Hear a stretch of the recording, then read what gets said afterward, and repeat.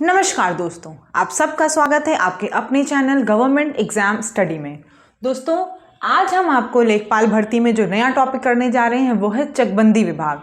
अभी तक हमने भूमि का पैमाना, प्रैक्टिस पेपर आदि चीज़ें करी हैं। कल हमने पूरी लेखपाल की डिटेल जानकारी ली है कि लेखपाल के क्या कार्य होते हैं, और हमने ये भी जाना कि जो भी चीज़ें आपने सुनी होंगी जैसे खसरा, खतौनी, जितने भी रजिस्टर मेंटेन करने होते हैं एक लेखपाल को, वो सब क्या होते हैं, उसके अंदर किस चीज़ की डिटेल होती है, गांव का नक्शा वगैरह, उन सब के बारे में अच्छे से बात की है।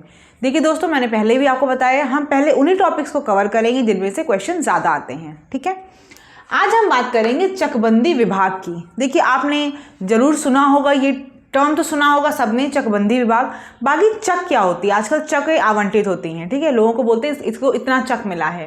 चक क्या होता है दोस्तों? बेसिकली चकबंदी विभाग में होता क्या है, जो बिखरी हुई जोतें होती हैं उनको एकत्र करना। ठीक है, बिखरी हुई जोतों को एकत्र करना, ये काम होता है किसका? चकबंदी विभाग का। ठीक है, क्या होता है, जैसे कि आपको पता है पहले क्या होता था, लोगों की ज़मीन अलग अलग जगह होती थी। कई लोगों की उसी गांव में 3-4 हिस्से में होती थी। आपके भी गांव में शायद आपने पता किया होगा या पता होगा, शायद गांव में अगर बिलोंग करते होंगे आप गांव से। क्या होता था, थोड़ी ज़मीन आपकी, उसके बाद फिर आपके पट्टीदार की, फिर उसके बाद आपकी, फिर किसी और की। तो इससे क्या होता था, एक ही इंसान की प्रॉपर ज़मीन नहीं होती थी, आधी फिर किसी और की, फिर आपकी। तो ये क्या है, जो आपकी अलग अलग बिखरी हुई जोतें उनको एक जगह एकत्र करने का काम चकबंदी विभाग का हुआ। ठीक है, बिखरी जोतों को एकत्र करने का काम चकबंदी विभाग का हुआ। इसमें वो लोग क्या करते हैं, पूरी जो आपकी भूमि है उसका कुछ भाग नाली और आपका कुछ भाग सार्वजनिक उपयोग के लिए छोड़ भी दिया जाता है। ठीक है, भूमि का जो कुछ भाग होता है वो नाली वगैरह के लिए और सार्वजनिक उपयोग के लिए छोड़ दिया जाता है। दोस्तों, जो ये योजना आई थी चकबंदी योजना, इसका प्रारंभ उत्तर प्रदेश में अगर बात करें तो 1954 में आई थी। ठीक है, उत्तर प्रदेश में चकबंदी योजना का प्रारंभ 1954 में हुआ था। ये इंपॉर्टेंट फैक्ट है, ये एग्जाम में आ सकता है आपके, कि किस वर्ष उत्तर प्रदेश में चकबंदी योजना का प्रारंभ हुआ। 1954 में। ठीक है दोस्तों, कब कहाँ पे हुआ था ये भी पूछ सकते हैं। मुजफ्फरनगर की कैराना तहसील, मुजफ्फरनगर की कैराना तहसील तथा सुल्तानपुर की मुसाफिर खाना तहसील में। ठीक है, मुजफ्फरनगर की कैराना तहसील तथा सुल्तानपुर की मुसाफिर खाना तहसील में इसका स्टार्टिंग हुई। ठीक है, इसका प्रारंभ वहीं पे हुआ 1954 में। ठीक है, इन दो जगह पे लागू करके देखी गई कि ये सही है कि नहीं। 1958 से क्या हुआ, संपूर्ण उत्तर प्रदेश में लागू कर दिया गया इसको। ठीक है, 1958 से। अगर पूछा जाए शुरुआत कब हुई तो आप बताओगे 1954 में हुई, और पूरे उत्तर प्रदेश में कब लागू किया गया, 1958 में। ठीक है, आगे बात करते हैं। जो ये आपका चकबंदी विभाग होता है, ठीक है, ये राजस्व विभाग के अंतर्गत आता है। चकबंदी विभाग जो होता है वो राजस्व विभाग के अंतर्गत आता है। जो चकबंदी लेखपाल होते हैं, लेखपाल आपके दो होते हैं। अगर चकबंदी लेखपाल है तो वो चकबंदी आयुक्त के अधीन काम करेगा, और राजस्व जो लेखपाल होता है वो आपका जिला अधिकारी के अधीन काम करता है। ठीक है, दो होते हैं। देखिए, चकबंदी लेखपाल आपका चकबंदी आयुक्त के अधीन काम करेगा, और राजस्व लेखपाल जो होगा वो जिला अधिकारी के अधीन काम करेगा। ठीक है, इतना क्लियर हो गया। चकबंदी आपको समझ में आया। जो बिखरी हुई जोतें होती हैं, इधर उधर आपकी फैली हुई जो जमीन होती है, उसको बेसिकली एक जगह एकत्र करने का काम चकबंदी विभाग का है। ठीक है, कब शुरुआत हुई इसकी, 1954 में। कहाँ कहाँ, मुजफ्फरनगर के कैराना तहसील में और सुल्तानपुर के मुसाफिर खाना तहसील में, और 1958 से पूरे यूपी में लागू कर दी गई है। दोस्तों, आगे देखिए चकबंदी प्रक्रिया। चकबंदी प्रक्रिया क्या होती है, ये राज्य की कल्याणकारी योजना है। ठीक है, राज्य की कल्याणकारी योजना है। यूपी को क्या किया, उत्तर प्रदेश को क्या किया गया, विभिन्न कटकों में, कटकों में विभाजित कर दिया गया। ठीक है, उत्तर प्रदेश को क्या किया गया, विभिन्न कटकों में विभाजित कर दिया जाता है। फिर क्या करते हैं, प्रत्येक कटक में चकबंदी समिति बनाई जाती है। ठीक है, चकबंदी कैसे की जाती है मैं बता रही हूँ आपको, यहाँ प्रक्रिया कैसे करते हैं, क्या करते हैं ये, इसमें पूरा उत्तर प्रदेश जो होता है उसको अलग अलग कटक में विभाजित कर दिया जाता है। उसके बाद क्या करते हैं, अलग अलग कटक की जो होती है, प्रत्येक कटक की एक चकबंदी समिति बनाई जाती है। हर कटक की एक चकबंदी समिति बनाई जाती है। उसमें कम से कम 5 और ज़्यादा से ज़्यादा 11 सदस्य हो सकते हैं। ठीक है, समझ में आ गया आपको? चकबंदी प्रक्रिया क्या होती है? देखिए मोटा मोटा समझिए, जो आपसे क्वेश्चन में पूछा जाएगा वो यही पूछा जाएगा। चकबंदी प्रक्रिया का क्वेश्चन अगर कोई आता है तो यही पूछा जाएगा। क्या करते हैं उसमें आप? देखिए तो एक राज्य की कल्याणकारी योजना है, ठीक है। उसके बाद क्या होता है इसमें, आप क्या करते हो, उत्तर प्रदेश को, पूरे उत्तर प्रदेश को आप अलग अलग कटक में विभाजित कर देते हो, ठीक है। और प्रत्येक कटक में एक चकबंदी समिति बना देते हो, जिसमें मेंबर होते हैं वो कम से कम 5 होंगे और ज़्यादा से ज़्यादा 11, ठीक है। कम से कम 5 और ज़्यादा से ज़्यादा 11। देखिए इसमें क्वेश्चन क्या बन सकता है, ये पूछ सकते हैं आपको कि चकबंदी प्रक्रिया में जो पूरे उत्तर प्रदेश को विभाजित करते हैं उसे क्या कहते हैं, उस यूनिट को क्या कहते हैं। तो आपको पता होना चाहिए उसको क्या कहते हैं, कटक, ठीक है। पूछेंगे मिनिमम कितने सदस्य हो सकते हैं चकबंदी समिति में, 5, और ज़्यादा कितने हो सकते हैं, अधिकतम 11, ठीक है। चलिए नेक्स्ट देखिए, चकबंदी के प्रकार। चकबंदी आपकी 2 तरह की होती है, एक होती है ऐच्छिक चकबंदी, दूसरी आपकी अनिवार्य चकबंदी, ठीक है। 2 होती है। ऐच्छिक चकबंदी में क्या होता है आपके दोस्तों, ऐच्छिक मतलब इच्छा से। अगर सारे कृषक इसमें तैयार हो जाएं कि हमारे खेतों की आप चकबंदी कर दीजिए, हमें कोई आपत्ति नहीं है, तो उसे क्या बोलते हैं, ऐच्छिक चकबंदी, ठीक है। उसमें देखिए फायदा दोस्तों एक तो ये होता है कोई विवाद नहीं होता है, क्योंकि कृषक अगर खुद से तैयार है कि भाई आप हमारे खेत जो इधर उधर फैले हैं आप उनको एकत्र करके एक जगह कर दो, तो कोई विवाद नहीं होता है। तो ऐसी जो प्रक्रिया होती है यहाँ पे क्या होता है, ऐच्छिक में विवाद कम होता है, ठीक है, या फिर आप कह सकते हैं विवाद शून्य होता है। लेकिन ऐच्छिक वाले में क्या होता है, विकास बहुत कम होता है। क्यों विकास कम होता है, आज एक किसान ने कहा ठीक है भाई आप मेरी कर दो, कल दूसरे किसान ने कहा, तो पूरे गांव के लोगों को एक साथ राजी करने में बहुत टाइम लग जाएगा। तो जो विकास होगा वो वहां पे क्या होगा, ऐच्छिक चकबंदी में बहुत धीमे होगा, कम होगा, ठीक है। अनिवार्य चकबंदी क्या होती है, ये राज्य सरकार के द्वारा लागू कर दी जाती है, ठीक है। अनिवार्य चकबंदी जो होती है राज्य सरकार लागू कर देती है कि हमारे पूरे राज्य में चकबंदी होगी ही लागू, ठीक है। तो 2 हो गई आपकी, एक ऐच्छिक चकबंदी, दूसरी आपकी अनिवार्य चकबंदी। आपको समझ में आ गया होगा। अनिवार्य में भी 2 आपका होता है, एक आंशिक होती है, एक पूर्ण होती है। आंशिक में क्या होता है, कुछ लोग राजी होते हैं, कुछ लोग नहीं राजी होते हैं, लेकिन कानूनी तौर से फिर क्या किया जाता है, सबको राजी कर दिया जाता है। और पूर्ण में तो वही बात है, कानून अगर आप किसी चीज़ के लिए पास करा दोगे, पारित हो जाएगा, तो वो काम तो वैसे भी हो जाएगा, ठीक है। तो 2 चीज़ें हैं, ऐच्छिक चकबंदी जो आपकी सब लोग जब खुद से कहें कि हमारे यहाँ आप जोत को आप चक दे दीजिए, पूरे को जो भी बिखरी हुई जोत है उनको एकत्र कर दीजिए, तो आपकी क्या होती है, ऐच्छिक होती है। अनिवार्य क्या होती है, जब राज्य सरकार लागू कर दे कि ये कानून अब पास होना है, सबकी जो इधर उधर जोते हैं उनको एक जगह इकट्ठा कर देना है, ठीक है। चकबंदी के देखिए लाभ क्या हैं, चकबंदी मतलब जैसे है तो क्या लाभ है उसे, क्यों चकबंदी करना जरूरी है।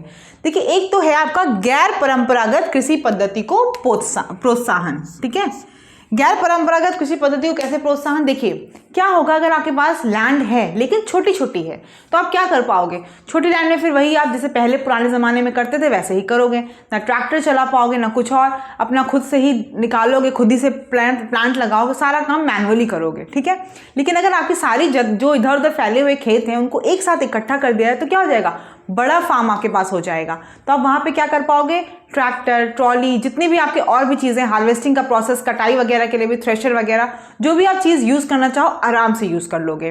तो यहाँ से क्या फ़ायदा, सबसे बड़ा फायदा आपको क्या दिख रहा है कि गैर परंपरागत कृषि पद्धति को प्रोत्साहन मिलेगा, ठीक है। दूसरा क्या है, मेहनत और धन दोनों की बचत होगी कि नहीं। अगर आपके छोटे छोटे लैंड इधर उधर बिखरे हुए हैं लेकिन उनको एक साथ आप एक ही जगह ले आओ तो क्या होगा, धन की बचत होगी, आपकी मेहनत की बचत होगी, आपको उतने ही खेत को देखना है। नहीं तो क्या होता है, कई लोगों का ऐसा होता है कि एक खेत यहाँ इस गांव में एक दूसरी जगह है, तो आपको यहाँ से वहाँ जाना पड़ेगा, दोनों जगह आपको उतना ही पैसा खर्च करना पड़ेगा कोई भी खेत लगाने के लिए, है ना। तो मेहनत और धन की भी बचत होगी इसमें।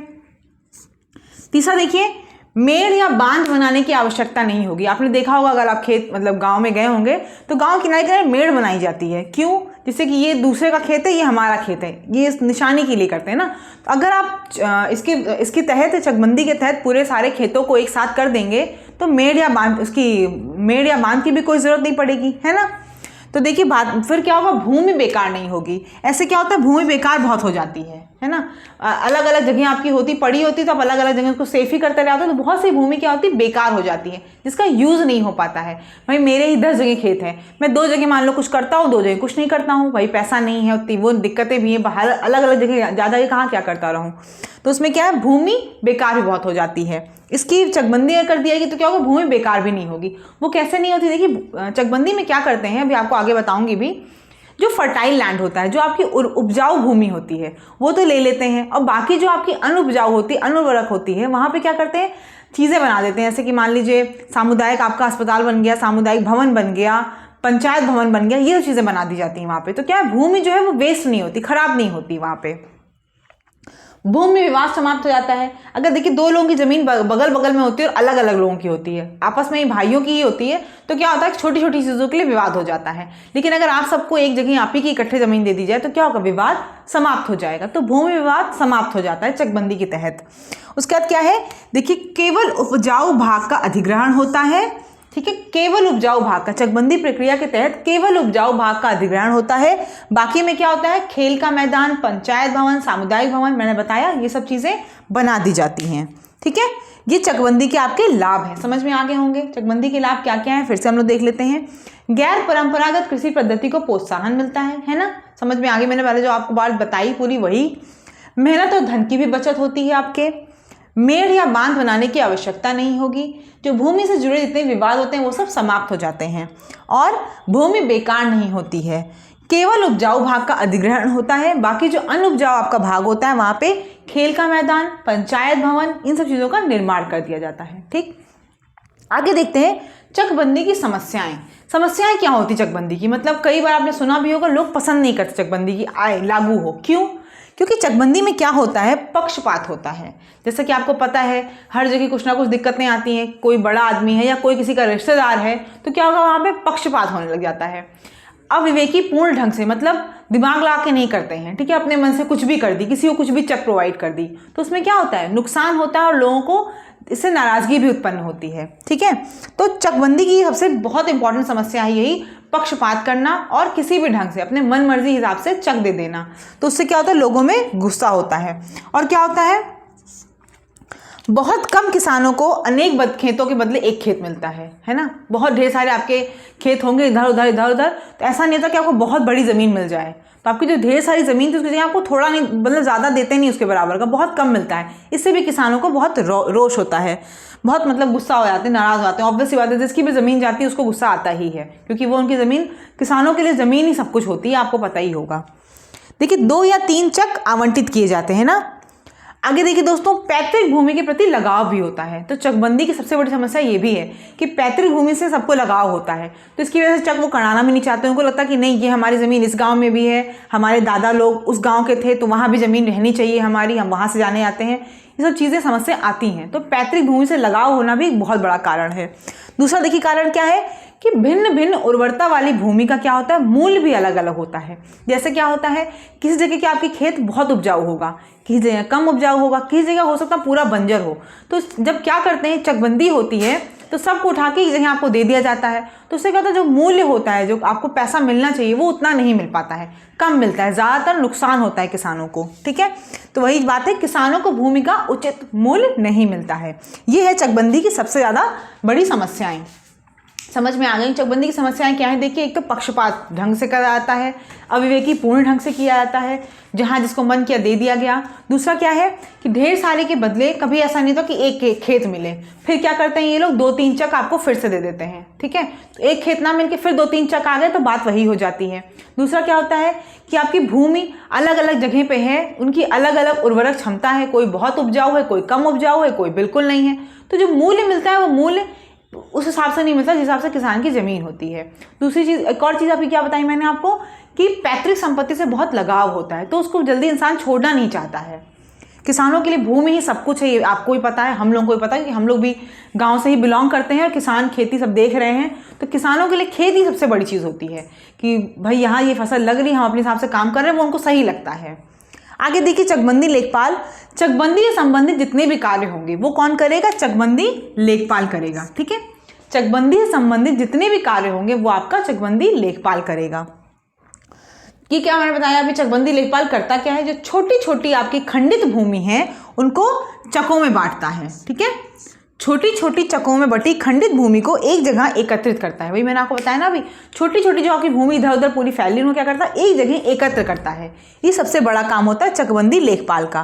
किसी कार्य को करने में सुविधा होती, मैंने बताया अगर आपके छोटे छोटे लैंड होंगे आपके पास तो आपको काम करने में दिक्कत होगी। एक साथ बड़ा ले आओगे आराम से, ट्रैक्टर चलाओ, थ्रेशर चलाओ, जो मन करे चलाओ, लेकिन छोटा रहेगा तो आप बैलगाड़ी ही चला पाओगे, शायद वो भी ना चला पाओ, हाथ से बैठ के काम करो।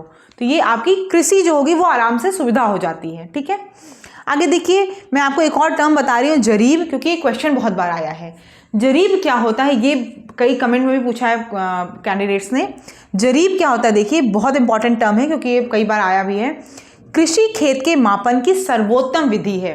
जब आप कृषि खेत को मापते हो ना, उसके लिए क्या यूज़ करते हैं, हमने आपको बहुत पैरामीटर्स बताए, एकड़, गज, हाथ, गट्ठा, सब बताया। लेकिन आपका एक टर्म वहाँ पे है, जरीब भी है। जरीब क्या है, अगर आपसे पूछा जाए कृषि खेत के मापन की सर्वोत्तम विधि कौन सी है, वो कौन सी होती है, जरीब। जरीब क्या होती है, एक तरह से समझिए चेन होती है, ठीक है, जिसमें कड़ियाँ लगी होती हैं, ठीक है। तो कड़ियाँ लगी होती हैं, लोहे या स्टील की चेन होती है, 100 की लगभग कड़ी होती है, ठीक है। इसमें क्या होता है, छल्ले होते हैं, छल्लों के माध्यम से आप क्या कर सकते हो, लंबाई को घटा या बढ़ा सकते हो, और जरीब से ही ज़्यादातर मेजरमेंट होता है, ठीक है दोस्तों। आज के लिए देखिए दोस्तों इतना ही है चकबंदी से रिलेटेड। कोई भी आपको डाउट हो, कुछ भी क्वेरी हो, तो आप प्लीज़ कमेंट सेक्शन में जाके ज़रूर पूछिएगा। और कल जो मैंने आपको पढ़ाया था उससे आप प्रीवियस ईयर क्वेश्चन ज़रूर देखते चलिएगा। जब टॉपिक पढ़िए उसके क्वेश्चन ज़रूर देखिए क्या क्या आया था। खसरा खतौनी से ऐसे क्वेश्चन आया था कि कौन तैयार करता है उसे, ठीक है। आपके ऑप्शन आएंगे, आपको पता चल जाएगा खसरा या खतौनी कौन तैयार करता है। आपको अब पता है कि कौन तैयार करता है, आप कमेंट सेक्शन में जाके हमें ज़रूर बताइए कि खसरा या खतौनी कौन तैयार करता है। धन्यवाद दोस्तों। अगर आपने चैनल को सब्सक्राइब नहीं किया है तो ज़रूर सब्सक्राइब कर लीजिएगा।